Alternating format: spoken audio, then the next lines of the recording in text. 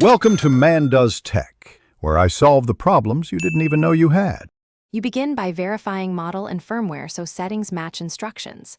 Once done, make sure battery is above 20% and the watch is paired to your phone over Bluetooth or Wi-Fi.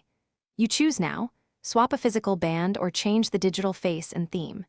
If you plan a physical swap, remove any tools and a soft mat to protect the watch. If software, open the companion app and sign into your account so you can push changes to the device. You now perform the core steps to change color. For software, open the watch face editor in the app, pick a template and adjust the palette or enter a custom hex code. Tap sync to push changes. For a physical band, press the quick release lug, slide the old band out, and fit the new band, ensuring spring bars click into place. Once complete, verify watch face contrast and make sure sensors sit flush. This prevents misreads and keeps colors consistent.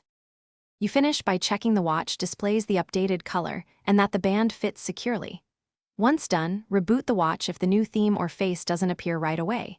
If a physical band feels loose, remove and reseat the lugs or replace spring bars to avoid sensor gaps.